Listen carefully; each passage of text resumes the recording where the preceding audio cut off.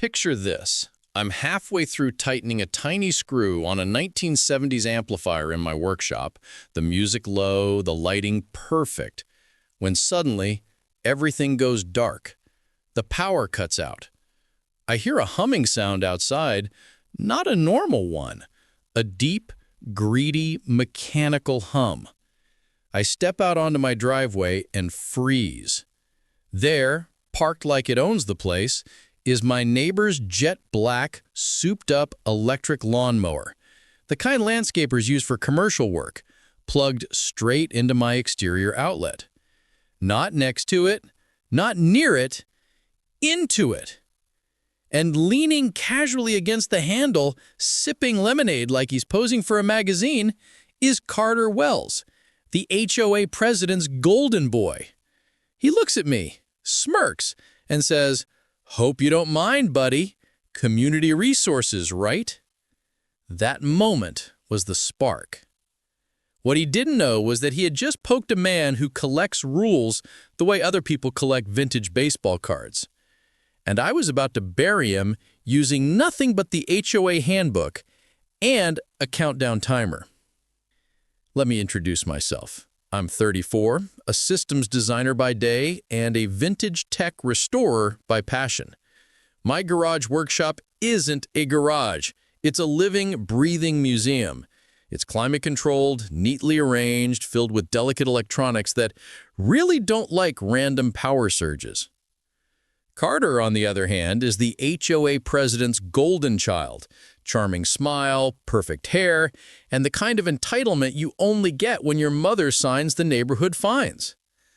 After I caught him using my outlet like a public charging dock, I confronted him calmly. "Just ask me next time." He nodded, smiled, and said, "Sure thing, pal." I should have known better. Carter's smile is like a software bug, looks harmless until it destroys your system. 2 days later, I walked outside and saw something that made my jaw drop. My locked outlet cover ripped clean off. The screws were still dangling like broken limbs, and there, taped to the wall, was a note. "You can't monopolize community power. Consider this your warning." Warning? From him? I reviewed the camera footage, and there he was, Carter, yanking the cover off with a smug grin, tossing it aside like trash, then plugging in his industrial mower. My heart pounded with anger, not at the electricity theft, that cost pennies, but the arrogance, the destruction, the dismissal of private property. So I did what any nerd with revenge in his DNA would do. I opened the HOA documents.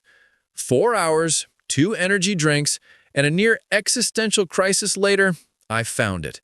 Buried in a dusty 2001 safety addendum was a rule nobody had touched in 2 decades. All exterior outlets must undergo mandatory safety downtime from 7 p.m. to 7 a.m. to prevent grid strain. It was outdated, ridiculous, forgotten, but it was still a rule. And Carter? He worshipped rules. He enforced them like a sheriff enforces speed limits in a ghost town. So I bought a clipboard, a high-precision timer, and a folding chair. If he wanted electricity from my house, he was going to get it by the book. So aggressively by the book that even the book would get tired. The next morning, 6:59 a.m., I stood next to his mower with my timer.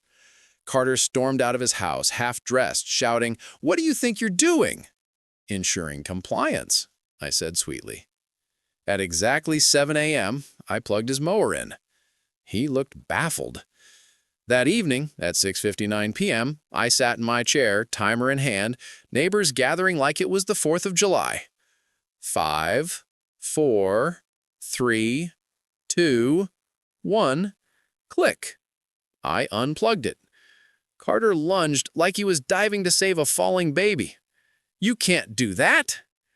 I opened my clipboard. Section 14C, Safety Downtime Requirement. I'm just protecting the grid, Carter. For 8 days, we repeated this dance. His mower was half-charged forever. He had to push it up hills. Neighbors recorded the countdowns. Someone posted a montage titled, "The Compliance King Strikes Again." Carter was unraveling. Finally, he snapped. He slammed a notice on my door.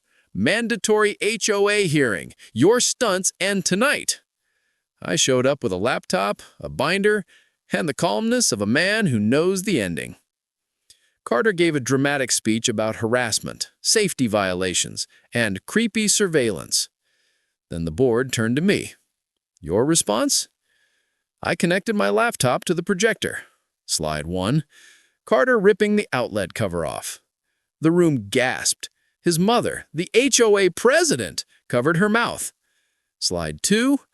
A spreadsheet of HOA funds showing charges for mower blade replacements, custom LED headlights, performance batteries, a $900 seat cushion, all billed under community maintenance.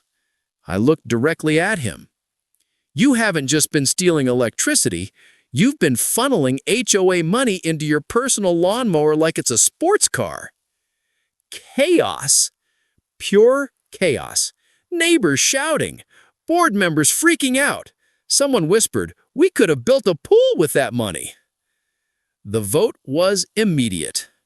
Carter was removed from all HOA committees, banned from using HOA funds, fined for property damage, placed under financial investigation. His mother didn't even defend him.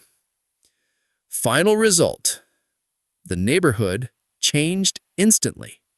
No more threats, no more smug lectures, no more power theft. Carter avoided me now, walking fast whenever he sees me, his mower sitting dead and dusty in his garage like a grounded teenager. And me? I tapped the timer. It sits on my workbench, a little reminder that sometimes the smallest tools deliver the biggest justice. The moral? Bullies thrive when you play nice. But when you play smart, when you dig into the fine print, when you turn their weapons into boomerangs, they fall on their own rules. Every single time.